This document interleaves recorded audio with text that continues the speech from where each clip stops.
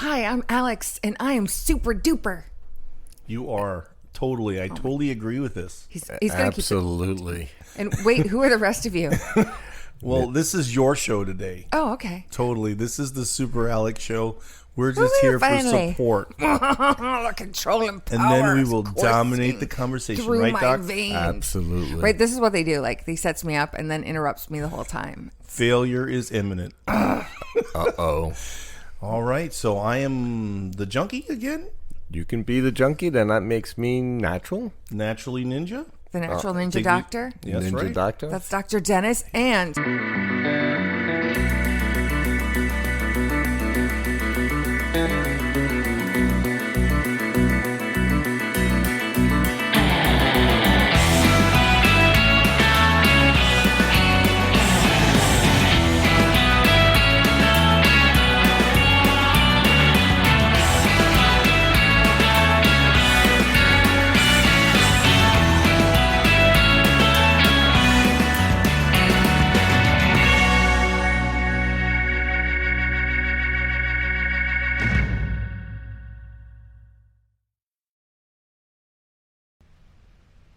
Good news, everyone. What? We have a new channel called the Supernatural Junkies on Rumble. That's amazing. How do they find us on Rumble? Well, first of all, instead of searching for videos, search for channels. Look up Supernatural Junkies, and there we are. That's awesome. You guys got to check it out. God bless you guys.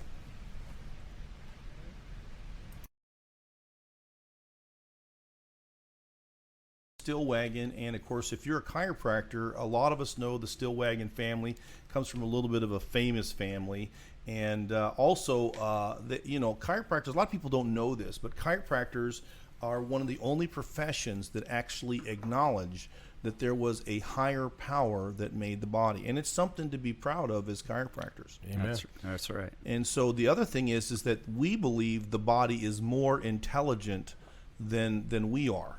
We're not always trying to overrule everything. And so this is a thing you can know about your chiropractor that's a little different from you see other doctors that are out there. The other thing that happens with chiropractic is you actually get a little exposure to vaccines, and they don't always talk about them in a positive light. So there can be a pretty good expose on why in the world are we even vaccinating people. We're going to see a lot of that pops in. So Dr. Kevin honestly has had such a history of the vaccine. You'll see he's going to get to really be an expert on vaccines today, really vaccines before COVID hit in. Right. And also I know, Kevin, you've never received any vaccines yourself. That's right. Myself nor my brothers, we were totally raised vaccine free, which was wonderful, and we all had a beautiful, healthy childhood. And I raised my daughter the same way here in Florida. She's 26 years old now, and I was able to get her into the public school system without vaccinating, even though it's supposedly required. Right. But we do have religious exemption here in the state of Florida. There are a few states that don't, and that's what really got me on this bandwagon of medical freedom years and years ago. Wow. I wrote that book in 1984 called The Silent Killers. And at that time, there were two states that did not have a religious exemption at that time. West Virginia was one. They never had a religious exemption, and the other one was Mississippi. And wow. They gave up their right to a religious exemption in the year 1979. And so I wrote the book in 1984, and I was warning people at that time that we do not want to give away our freedom, our medical freedom, because that's going to put us down a very dangerous road. And since that time, we've had a few other states that have given up their rights to a religious exemption. California gave theirs up in 2015. New York and Maine gave theirs up in 2019. And the last one to do it was Connecticut, and they just did it last year. Wow.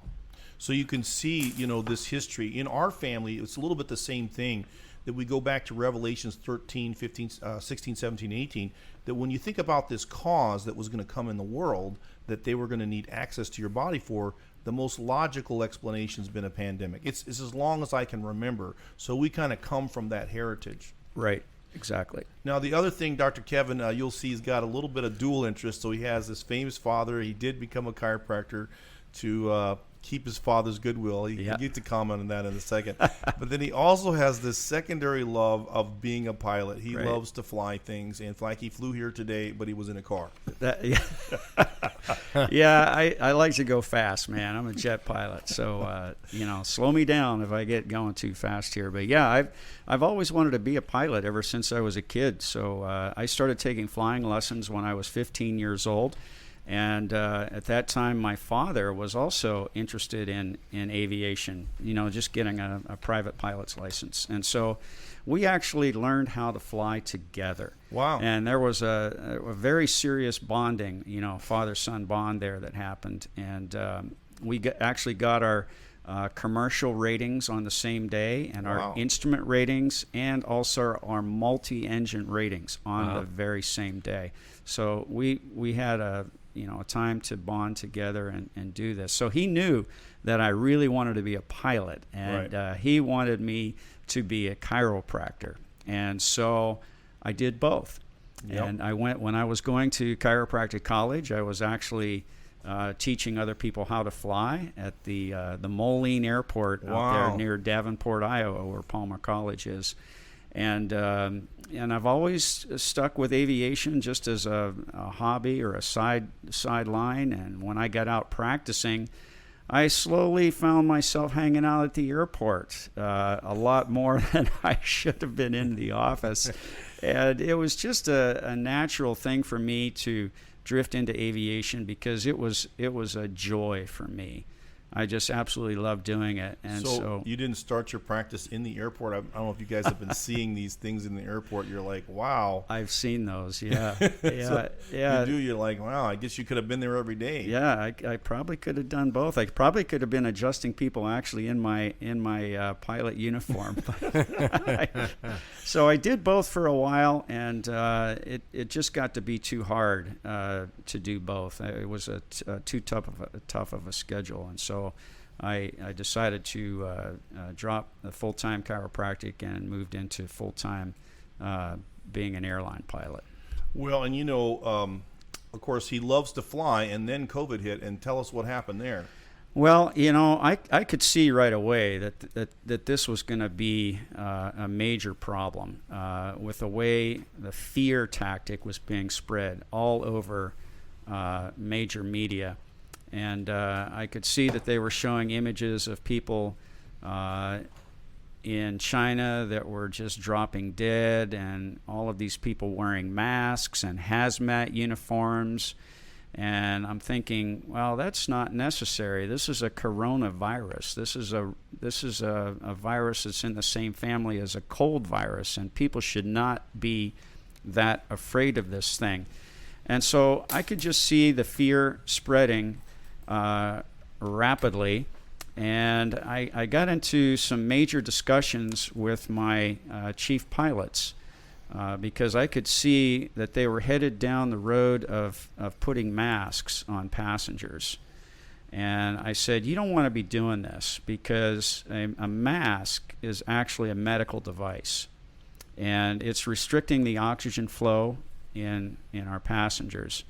And I said, you're going to be putting these things on to people that should not be wearing them, like people with COPD, people with emphysema, people that might have a psychological condition where they feel claustrophobic and trapped.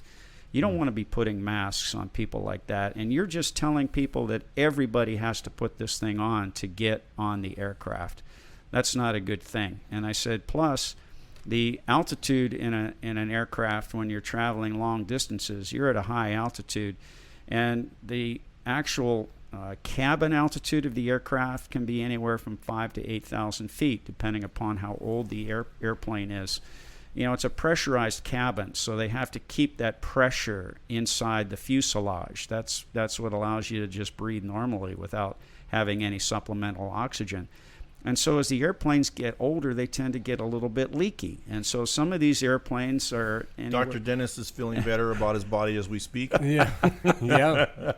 And so, Yeah, it's like standing on top of a high mountain. And so what are you doing? You're putting a hypoxic, which is lack of oxygen. You're putting a hypoxic condition on top of a hypoxic condition. That's not a good idea. And I said, then you're going to start wanting to put masks on pilots and flight attendants. And there's never been any safety studies done on this. Never. And again, it's a medical device. I don't think it's a good idea. So how did that conversation go? What do you think, Dennis? Do you think this went well for him? I think they probably blackballed him or something. Well, here's what happened.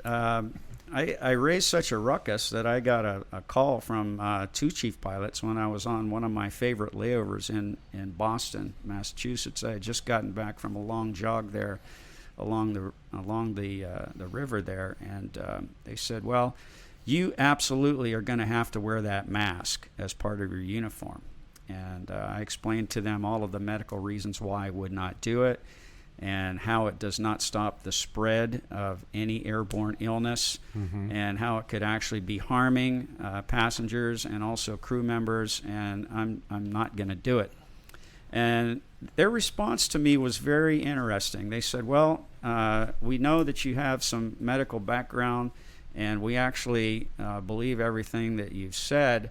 However, the corporation has decided from upper level that all of the traveling public, all of our customers would feel more comfortable if they saw all of our employees wearing the same mask as part of their uniform. Gosh. And it's going to be an optics thing.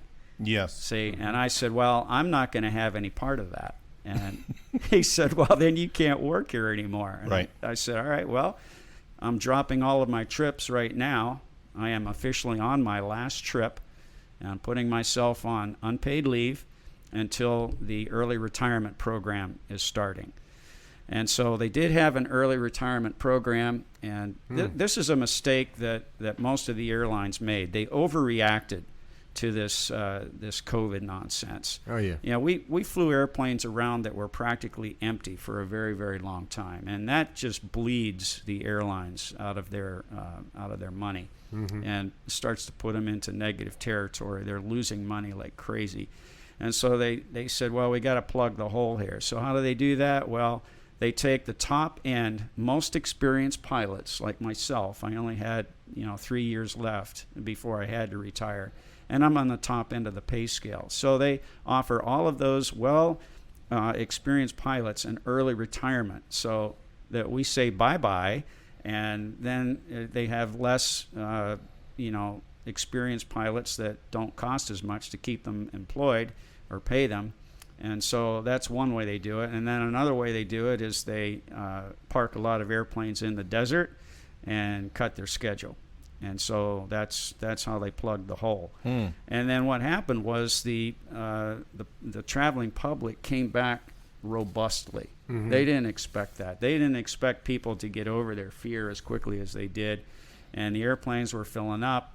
And so now they're a little behind the eight ball, and they can't keep up with the demand because they're understaffed. Oh, yeah. And so what they do is they incentivize pilots and flight attendants. They pay them extra money, a lot of extra money, to come in and work on their days off. So you see, the airline industry is different than most other industries out there. Pilots and flight attendants can work literally as hard as they want or as little as they want. Oh, wow. And so they'll incentivize these guys and ladies to come in and work on their days off. But the problem is there are rules.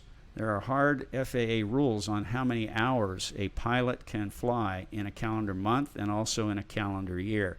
And so what happens is they run up against those brick walls where they're just basically out of time. And so that's why you'll see in airports sometimes, if you're a frequent flyer, you'll be walking through the airport, and it's towards the end of the month, and the weather's good, and you look up at the board, and you see all of these flights that are being canceled. They're just dropping. And the reason is because they've run out of crew members. Oh, gosh. They can't support that anymore. Wow. And so another problem is these pilots that were forced to get the jab, now guess what's happening? They're getting sick. They're starting to get sick. They've set themselves up to get repeated infections of the COVID symptoms, and so that's happening. And then also we're getting adverse reactions that are showing up. And we can talk about the real physiology of why that's happening, but the fact of the matter is it is happening, and that is reducing the workforce as well. And then there's another thing that's happening, and this one is the one that really gets my goat. Some of these airlines, and it's not just airlines, it's all industries out there, they're still forcing people to get these tests where they're sticking a swab up your nose, right? And they're looking for nucleotides that are associated with this virus that's floating around. Well, I got news for you. We all breathe about 100 million various viruses every single day, whether we're wearing a mask or not. And guess what? They get stuck in your snot. And that's the way God designed the body. Yeah. That mucosal layer is in there as a protective layer. And it's got cilia in there, little tiny hairs that constantly sweep that particle back towards the mouth and nose so that they can be coughed, sneezed, or spit out into a tissue that could be thrown away. Not to a rag that's strapped to your face all day so that you can rebreathe that stuff. Absolutely. And so the point I'm trying to make here is if you look for those particles there, you will find them there. And that does not mean you are sick, doesn't mean you're going to get sick. And so what do they tell these people? Oh, you're COVID positive. You're a threat to the other employees, so you got to be quarantined now. We're going to send you home. And they did it for what, 14 days at first, and then they cut it back to 10 days. And what is it now? 5, I think. It's probably 5 days. But if you're an employer and you're forced to do ridiculous things like that, that really affects your bottom line. Absolutely. Right? You can't sustain yourself like that. And so then the government will come in and say, okay, all right, well, we're gonna bail you out. Yeah, okay? You gotta love that, right? And so now that's how the government and whatever's going on here, because it's more than just our federal government. It's worldwide. Oh, absolutely. They're trying to destroy economies all over the world so that they can get one world government. Amen to that. One world currency, and that's how they're going to be able to control everybody. And when you think about how important the airline is to the supremacy of America, I mean, just business. I mean, if the airlines are not working, business is not working. That's right. You can see it's a clog point for everything in our whole society. I mean, everybody has noticed you can't get anywhere. All these flights are canceled. Right. There's people airplanes sitting on the ground and can't get off. So this certainly explains a lot. One more thing I wanted to tell you about Kevin is Kevin also is kind of famous on the internet for standing up at one of the board county commissioner meetings in Central Florida. Kevin, I want you to tell us a little bit about that because, of course, we've all watched that. So yeah. So, yeah, well, you know, when I finally got let loose from the airline and now I'm officially retired, I started to speak out at school board meetings because I could see where this was headed. And I could see that not only are they going to mandate masks, but they're going to probably try to mandate shots as well. Yes. And so I wanted to speak out on that right away. And then a friend of mine called me and said, you know, you can do that same thing at city council meetings. Why don't you meet me here and we're going to go talk to the mayor of Orlando, because before he starts every meeting, he gives everybody that wants to talk about anything they want to 2 to 3 minutes to speak their mind. And so I spoke my mind and I called him out on the carpet and I told him directly to his face and I made him look at me when I said it. And I told him that you're in violation of the United States Constitution and the Nuremberg Code, and you are going to be held accountable. That's right. Awesome. Well, how was that response? Well, he looked down and didn't have a response to it at all. He called for the next speaker. Well, of course, a lot of people got a chance to watch that. Right. I'm not sure if we played that on one of our episodes, but I remember referencing it several times because, you know, we needed to stand up. We could see right away. I know Dr. Dennis and I, as soon as this thing broke out, I mean, by January and February, we were saying, yeah, there's going to come out with a vaccine. It's going to be negative. I mean, we were having fun saying in Europe, you could see all the stuff in Europe saying that, the vaccine was coming out, but it wouldn't be mandatory, and how that was a conspiracy theory. Right. And literally 2 weeks later, it was mandated all over Europe. Right. And the people, maybe some of the largest protests we've ever seen in the world that were never covered, all across Europe, for people that are standing up, for their rights to have access to their own bodies. So, this was something you could see, you experienced it with the airline, and now you can see that they're going after our kids. They're trying to shut down our schools. Right. Yep. They're gonna try to force this into everyone, and so there's an agenda here that's very sinister, and I believe it ties in biblically. I did read your book, The COVID Beast. Very good. There's definitely a tie in here with where these shots are headed. The simple gist of it is that it's not lost on me that when you get to the last minute of human history, Satan's plan doesn't work if he can't get access to the temple. Right. And it's just that simple. And, those of us that are doctors, we understand this more level, but anybody can understand that if you're somebody's child, you have their DNA. All of God's children have their DNA. Right. Mm-hmm. And you can see now, of course, we will bring that up, I know, but, you can see that this is the start of this genetic narrative to really change our DNA. And so, again, that's kind of a precursor, if you will, but you can see how far they really got with it. So one of my next questions was, and I know that you were doing a lot of talking about, some of what was going on with the airline pilots, because they're a subculture of our society. What were you seeing happen right away in that subculture with respect to COVID, some of the symptoms and the vaccines and their responses? Well, it was control that I was seeing. They just wanted to be able to control this whole narrative, and so I didn't want to have any part of that control. I'm a person who values my freedom, and they were saying things like, well, it's just a mask. No, it's not just a mask. Yep. It's something that you're putting on your body that is affecting your health directly. Yep. And I'm just not going to do it. And I was surprised at how people fell for this. There's no doubt. The gullibility of especially Americans. I couldn't believe it. I just absolutely couldn't believe it. The first day that they mandated these masks in Florida, it was actually the day before they mandated the masks. I called the sheriff's office and I said, I am not going to wear a mask ever. So if you see me on the street or trying to walk into a business, are you going to arrest me? And they said, absolutely not. We are not going to do that.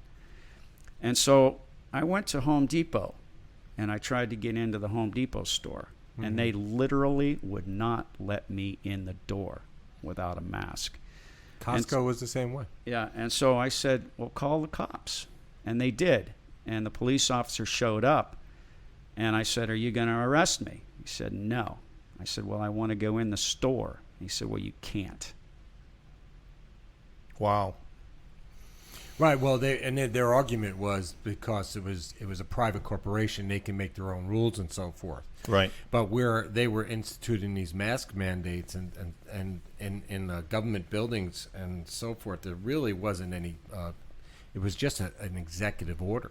Right. These were not laws, and that's why the cops said they can't arrest you, because they're not laws. They're exactly right. And it was such a farce. I mean, yeah. and the whole thing is, like you said, people were. How many times do you see people touching the mask? Well, see, that's the thing, and we can start diving into the science right now.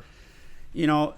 The virus particle is not a living thing. Right. Okay. Right. It's just a package of genetic material. That's all it is. It's extremely small, but it does get lumped together with spit, and other things that are flying around in the atmosphere, dust particles, anything that's basically 2.5 microns or smaller, it'll glomp onto, and a lot of them do glomp on in not just one particle, but many of these particles, and so they do get stuck in the mask. That is absolutely true. The mask will collect some of these particles, but as Dr. Dennis just mentioned, every single time you touch that mask or pop the mask, and I see people doing this all the time, you are aerosolizing the virus particle now.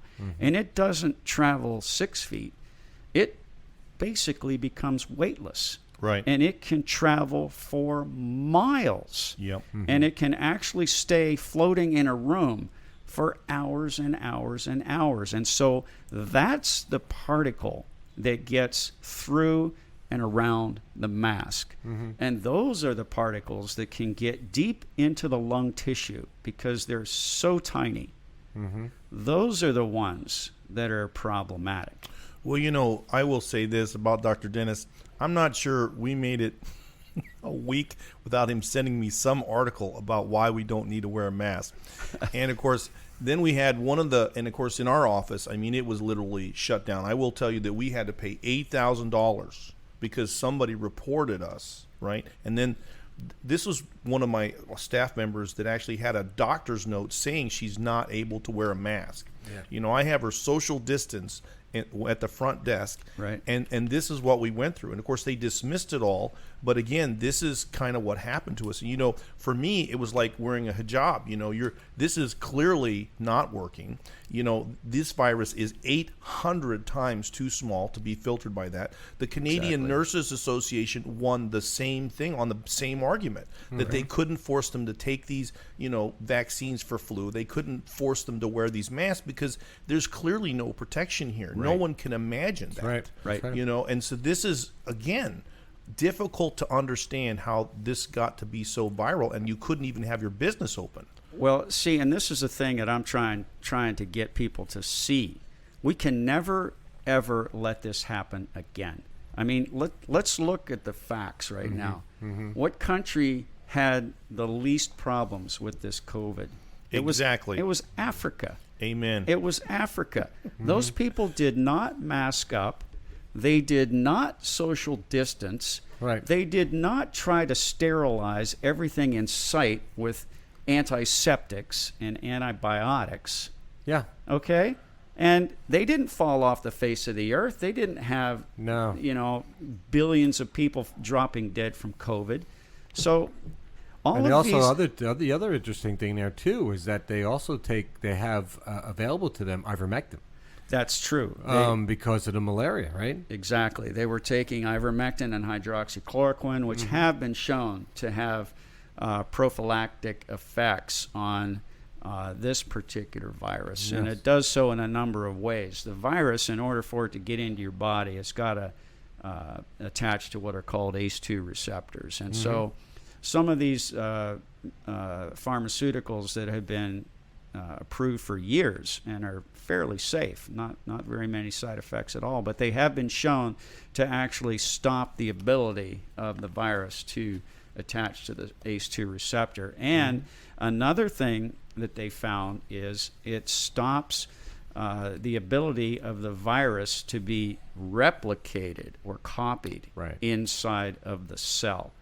And that's another thing that I want to talk about right now. And you touched on this earlier, Kevin, where you mentioned about our bodies in communication with God. That's right. And chiropractors have always used the terms universal intelligence and innate intelligence. And so the intelligence that's within us is called the innate intelligence that we were born with.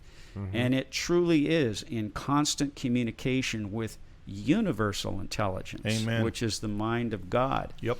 And so these virus particles that are not alive, they could actually be a messaging system that universal intelligence is using to keep our bodies updated so that we can adapt to the environmental changes that we ourselves created. And we are constantly creating problems for ourselves. Oh, we put fluoride in our water. We put chlorine in our water. We put particulate matter into the atmosphere. And now we're doing something that I know the human body has never experienced before, and that are these 5G radiation towers that are popping up all over the place. Our bodies have never experienced that before.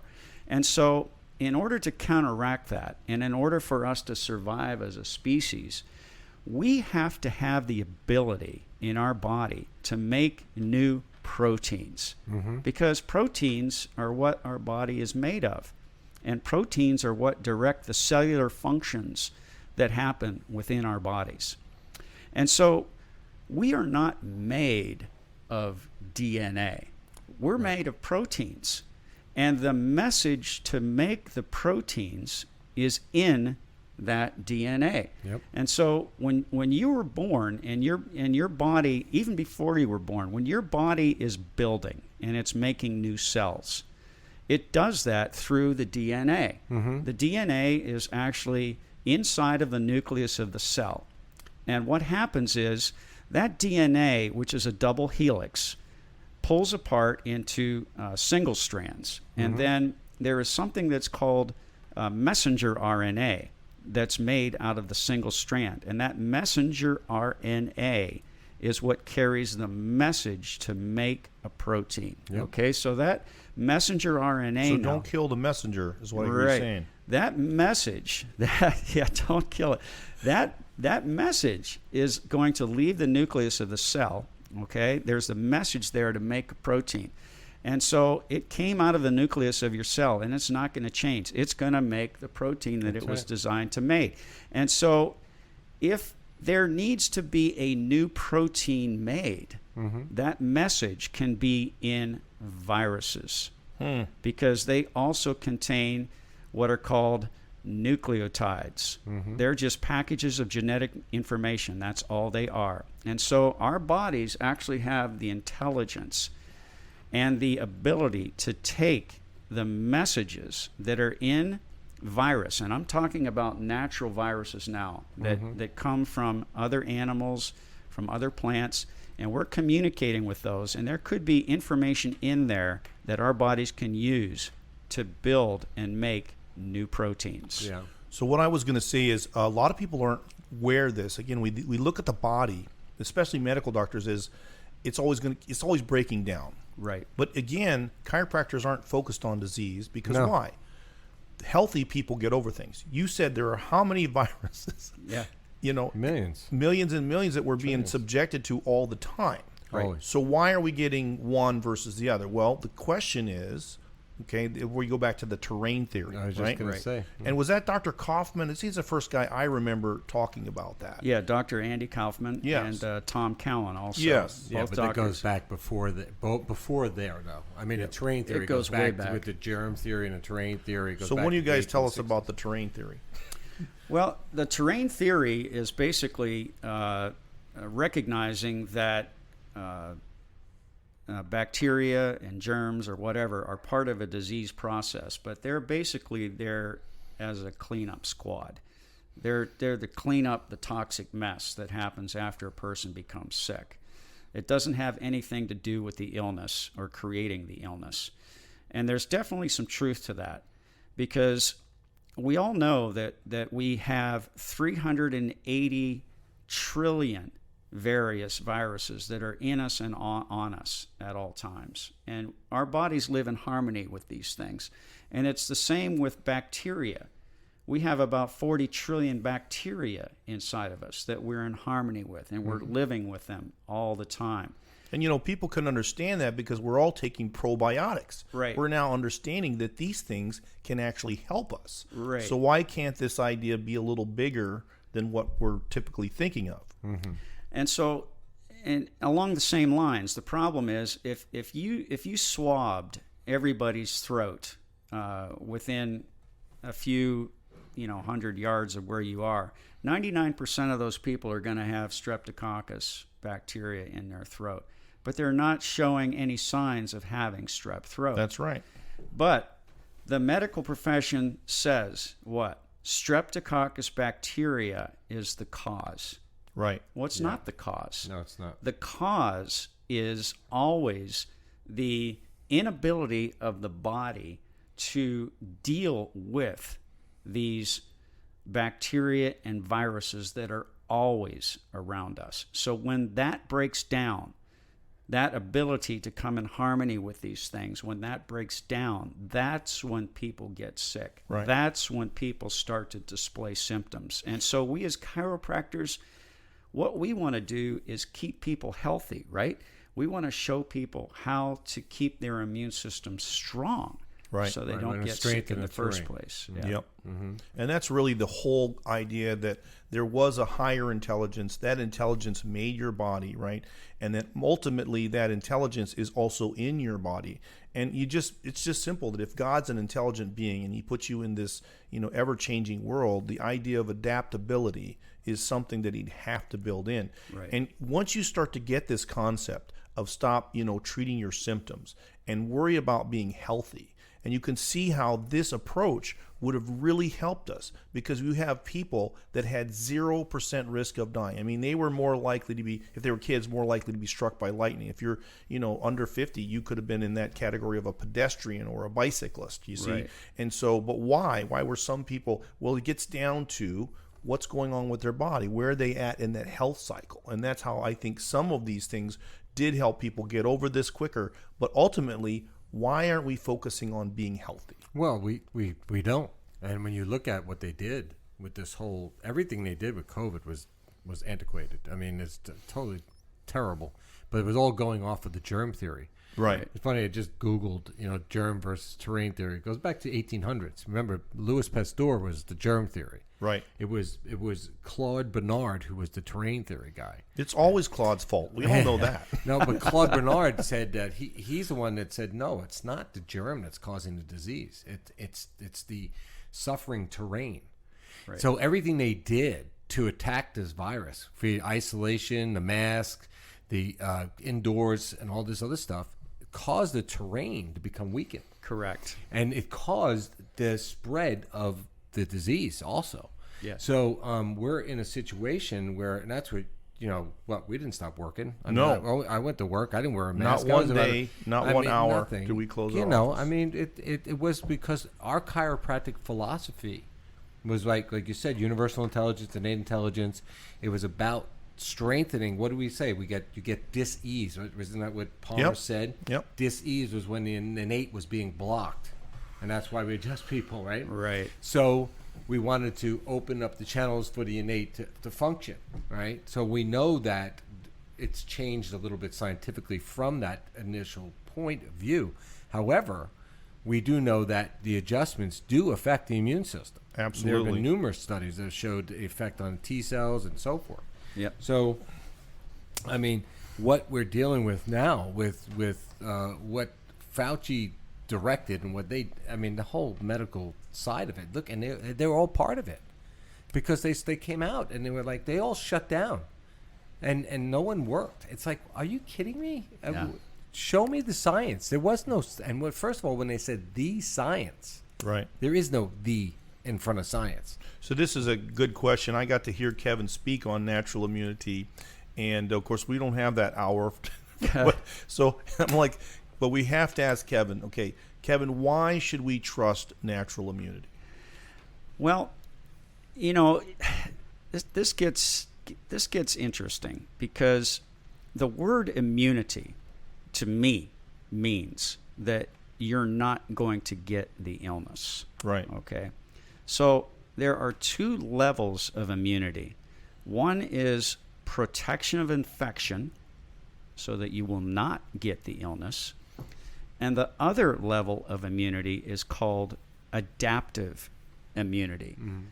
Adaptive immunity. That means you are going to get the illness and you're going to adapt to it. Okay? Which means you could actually be better for it. Right. And so this is the immunity that these shots are all directed at. Yes. The shots that people are getting that are called vaccines and I'm talking about all of them, the childhood shots, the flu shots, the COVID shot, all of them, they have one goal in mind, one goal, and that is to create an antibody. That antibody is called a serum antibody, meaning that it's always on the inside of you. It is there to react to an infection. It cannot prevent an infection, and it cannot stop the spread of an infection. It cannot stop the virus from getting inside of you. So it's only there to react to the infection. And whatever antigen or that infection is. That's right. So what they're trying to do, and Fauci has been wrapped around this axle, and he's still wrapped around this axle, is you've got to have antibodies or you don't have any protection. That's such That a lie. is an absolute lie, because the true protection of infection is cellular. That's right. It has nothing to do with antibodies whatsoever. And so I describe it as a fence. It's called the epithelial barrier. It's a self-repairing fence that separates the inside of your body from the outside of your body. And so in order for you to get sick from an organism that's associated with disease symptoms, that organism, that virus, that bacteria, or whatever, has got to get through that epithelial barrier. Okay? That's the only way that you're going to get sick. And so what protects you from that? Cells. They're called sentinel cells that guard that epithelial barrier. They have fancy names, but they're fascinating cells. Some of them are called natural killer cells, and some of them are called... Like Dr. Dennis. Yeah. He's a natural killer. The natural killer cells are fascinating because they don't really care what the virus is. The natural killer cell actually has the ability to look at cells that make up that epithelial fence that we're talking about. They can actually examine those cells, and they know if there's a virus inside of those cells. They know that. And when they see that, they don't go after the virus. They destroy the cell itself. And when they destroy the cell, that destroys the virus or viruses right along with it. And then a new cell is replaced, and that's why I call it a self-repairing fence.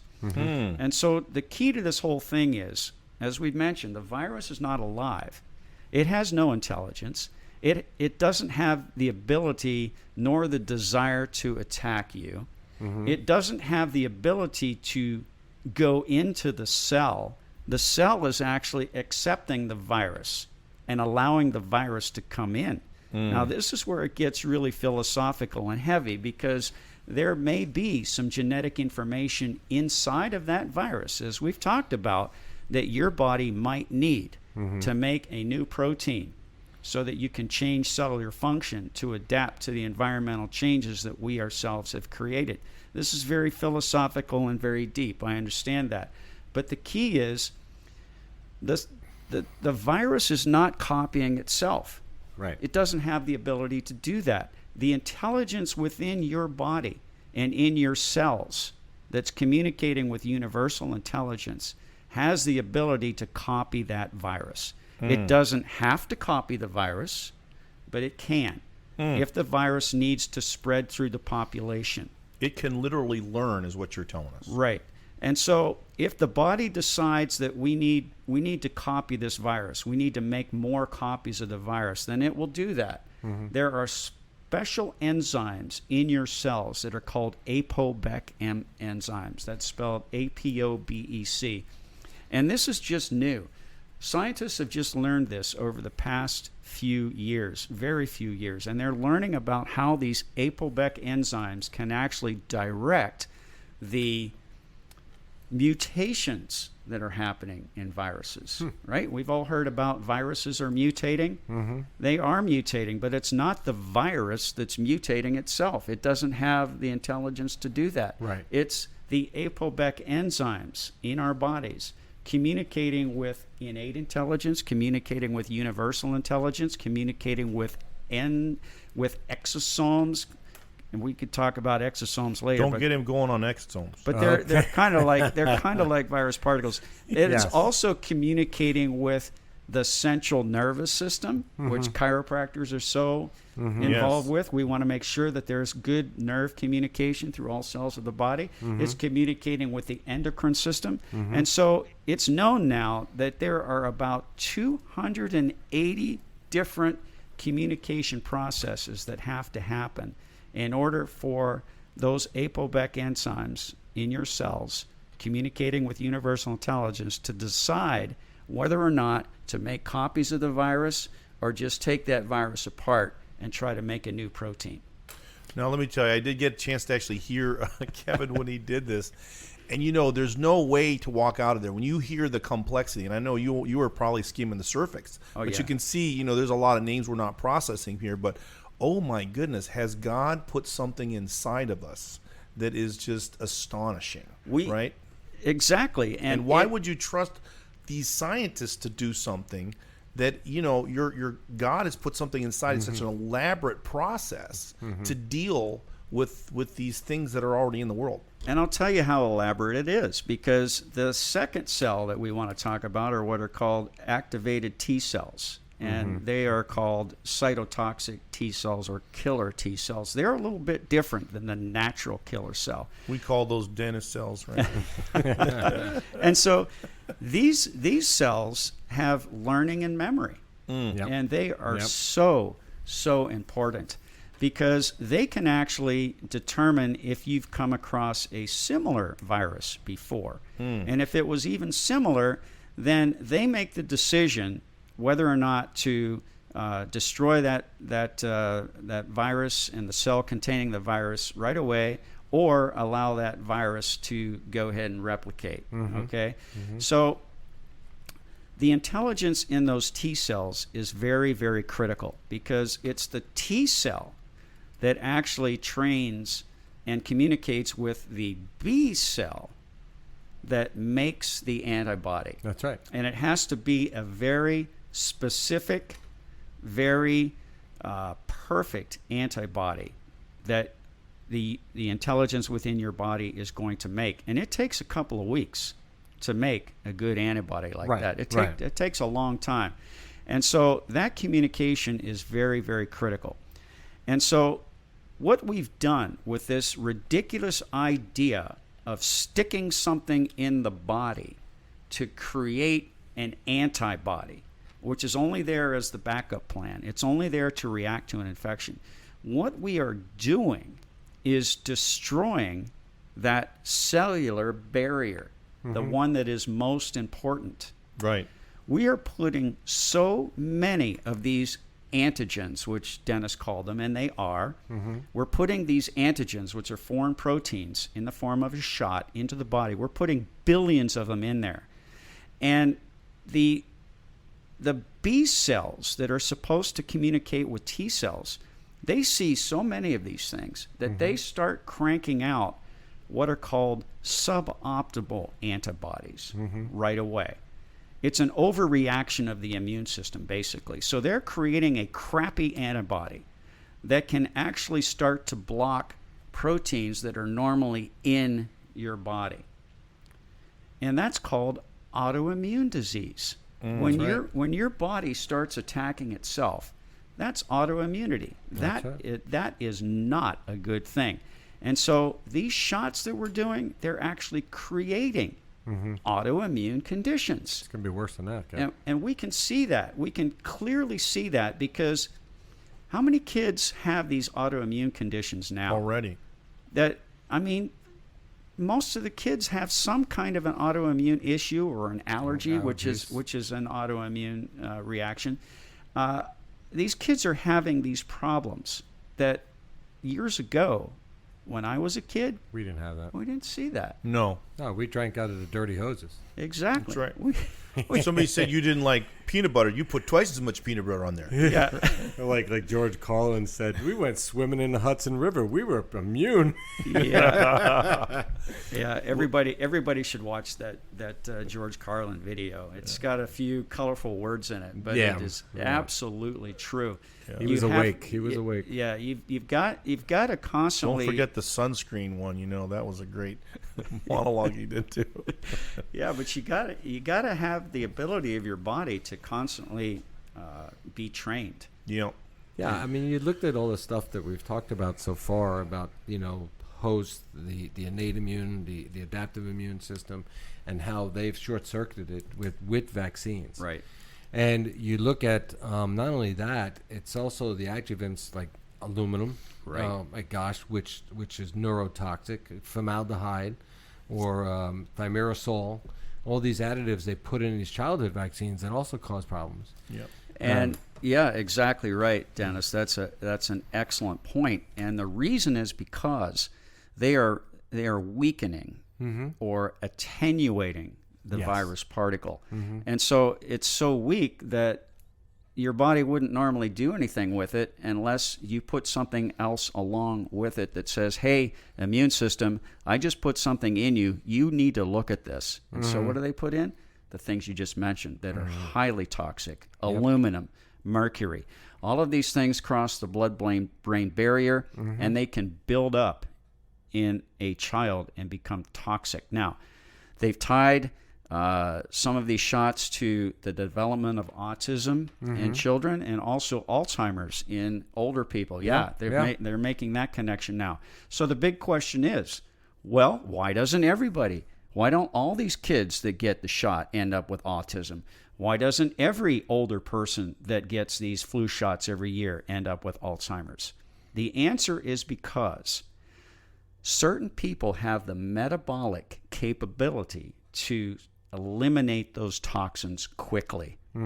Some people don't have that ability. That's right. And so the people that don't have that ability are the ones that are going to end up in serious problems, especially these babies that are being injected with this crap. Now, I got to talk about something right now that is absolutely critical for everyone to understand. When you get one of these shots, when you put one of these shots into your baby or into your child, you have absolutely no idea how many particles are in that shot. That's right. They don't have a standardization even. There's no way that you can know. In fact, I just looked at this the other day. There's a shot that's called Rototech that's put into kids to supposedly prevent diarrhea. Okay? Oh my gosh. And when you look into the contents of this vaccine, it is a live virus. It's the rotavirus. It's a live virus. Okay? Anytime you see live virus, you should run away because they're actually injecting you with the thing that's associated with the disease process. Okay? That's right. All right. So it says right in the literature, and I encourage everyone, if you're thinking about putting a shot into your child, please download what's called the vaccine package insert and read it. And in there, it will tell you what's in the shot. And in this Rototech shot, it says that the contents of this vaccine, so-called vaccine, can vary 58 times. Holy smokes. 58 times, Kevin. So somebody could get 58 times the dose of what they're supposed to get. Exactly. Wow. And what's going to happen to them? They're probably going to end up with diarrhea, number one, because that's what the particle in there is supposed to cause and prevent. It's supposed to cause and prevent diarrhea. Well, every dose that we get in medicine is a certain, milligrams of a certain ingredient. Can you imagine what we're doing here to our children that are literally unsuspecting? Yeah, they are. Such backward thinking. It is backward thinking. And like we talked about, the whole philosophy of it doesn't make any sense because you're trying to build an antibody which can only react to an infection, never, ever prevent it. Well, it's like we talk about the chiropractic philosophy, above, down, inside out, right? I mean, that was our philosophy, right? But medicine is from outside in. Medicine does everything from the outside in. That's why there's antibiotics. That's why, it's surgery. That's why everything that all their procedures that they do. Where in chiropractic, we were about removing the interference, allowing the body to be in a state of natural harmony, right, with the environment. That's right. And we always use the term, and I'm sure both of you will remember this, above, down, inside, out. Absolutely. Right. And that's really that connection that we have to our Father, that, we were made for this world, that this body is his temple. And, just look around you. There is more intelligence every day in what you see in our human bodies and everything that God created. It's really hard to even say that technology's even scratched, the distance. Nobody can remake the human eye. I mean, look, I might have to get a joint replacement one day, Doc, and I'll probably do that. But that's about the only thing I'd be thinking about, letting go of, So, so we're going to do another episode here, but I just wanted to wrap a few things up.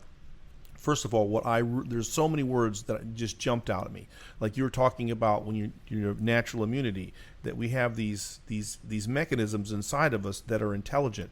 They're clearly communicating with each other. They're making intelligent decisions about whether this virus is bad or whether maybe I need to remember this one. Exactly. Right? And you start to realize here that it's this innate intelligence. It's what God put inside your body that decides, what to do here. Now, if you're struggling with this, I want you to think about this. When they say, whatever doesn't kill us, what? Makes us stronger. Makes us stronger. Why does Dr. Dennis and why do we go work out? Well, because you have to, change and challenge it. You got to break it down before your body grows. Right. And you start to think back, in the naturopathic chiropractic idea, one of my instructors, he was a Jewish atheist nutritionist. That's where I got my degree in nutrition. And he absolutely went into great depth. I mean, it was an awesome presentation about how natural immunity is actually developed by the childhood diseases. And he recommended that whenever you find somebody that's got XYZ, you should send your kids over there right away. That was his response. And you start to look at that, all those kids that had that and did that, that was their immune system developing. That was their immune system being changed and challenged. And what did it do? It learned. Right. You see what I'm saying? Sure. And so you start to see how this is a philosophy that does make sense. Everything Kevin is saying are things that we use all the time to really help us to make good decisions that, again, some things that are difficult. It's like, I'm in that, I got the teenagers, and so, I have to really sit down and fight, with them sometimes. And sometimes you just can't let them off the hook, right? You have to make them, pay the piper. But the other deeper thing here is that we are saying this. The reason why we are saying that this is the still or the calm, and we call it the still before the calm. I'm sorry, the still before the storm. The still before the storm is because we had Dr. Kevin Stillwagon here. And we're saying that this is not the end of it. And there's not one person out there, whether it's Gates, Walensky, Fauci, Biden, Klaus Schwab, everybody is saying there is another pandemic that is coming. And that's 100% call here. And so when I think about this, you read your Bible, and prophetically, there's two passages in the Bible, Luke 2, verse 11, and it says, there will be earthquakes, and in various places famines and pestilences, and there will be terrors and great signs from heaven. Revelation 6:8 says, and I looked, and behold, a pale horse, and its rider's name was Death, and Hades followed him. And they were given authority over fourth of the earth to kill with sword, with famine, and with pestilence. So this pestilence idea is the idea of a pandemic. If you are a Christian, we were specifically told to look out for pandemics and pestilences. We were specifically told that a cause would come in this world, and we would be looking for this cause. We should be suspicious of anyone that's trying to make a narrative that demands access to our bodies. And so we're going to be able to hear from Dr. Kevin in our next episode, talking about why did he write that book? Why was the vaccine narrative troubling to him? And you'll see that there's going to be a lot of stuff that kind of comes together. Dr. Dennis, did you have one more thing you wanted to say? Well, I think when we continue into our next episode, I think we need to get into what are some avenues that they could possibly generate another pandemic. That's right. We can do that because you're here, Doc. Yeah, I have a lot to say on that because I believe the next one could be man-made. And we're going to talk about that. Well, and we can even, we've talked about snake venom privately. We're big believers that this was man-made. Absolutely. And if you read your Bible, it's very clear that Satan is actually behind this cause that comes in the world. And we use the National Intelligence Committee's briefing on that, and it's nonsensical at a certain point. So I think you'll see. So thanks, Doc, for coming, and we know we're doing another one. So we can't wait to hear the rest of it. And I just have to say that was the least that Dr. Dennis said on any episode. Wow. Well, I'm going to chime in a little bit more. That's right. You just take it from here. But and I see why Alex says, well, there's going to be 3 really large brains up there, and she says maybe I should go get my lashes done. So if you're wondering where she's at today, she's got a big episode or a big event she's doing this weekend. So God bless each one of you guys, and we'll just be back, and we'll be talking more about what's happening in the world and how we need to be able to trust God. You cannot trust your government. You cannot trust your doctors. You cannot trust what's on television. You need to trust in the Lord. That's what this is all about. When you start to look at the intelligence and what God did when He made your body, you need to trust in Him, because this is the way to life. And this intelligence that He's given us is what allows us to deal with all the terrain there is out there. Focus on Him, focus on your health, and most importantly, keep your access to your body limited, because it is the temple of the Holy Spirit. God bless each one of you.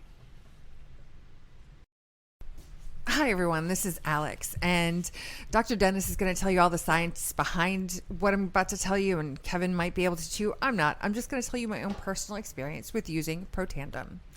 So my hair, because of my thyroid, has not grown in years, but I thought, I'm just going to get serious about taking Protandim, the Tri-Synergizer, all 3, and see how it goes for a few weeks. And my hair growth was noticeable, not just to me, but to Kevin, and also to one of my beauty gurus. She noticed that my hair is growing back stronger and it's growing back faster.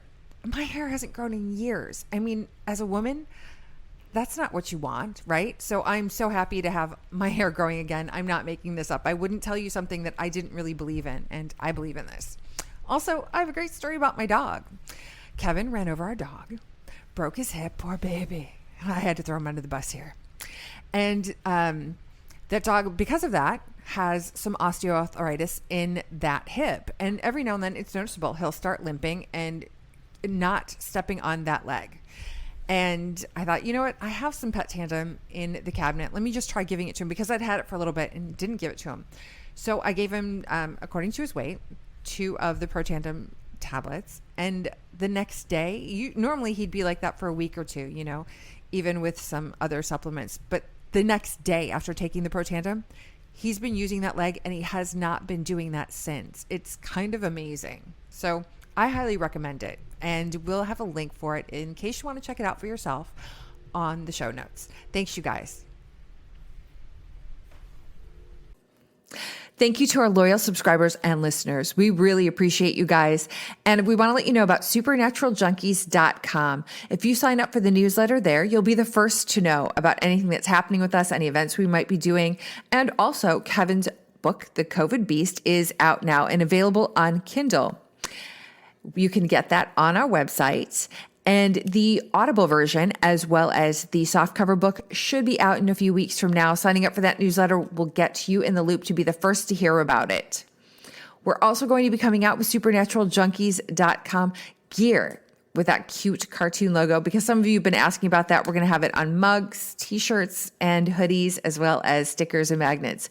If you want in on that, like I said, sign up for that newsletter. Also, if you love our podcast, we would really appreciate it if you could write us a review on any of the platforms you listen on, or share this with anyone you think might be interested.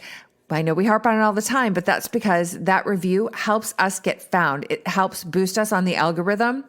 And that's why we're always asking. So, because we don't have a lot of reviews right now. So that would mean the world to us. Once again, we appreciate you guys. So grateful for you. Thank you and have a blessed week.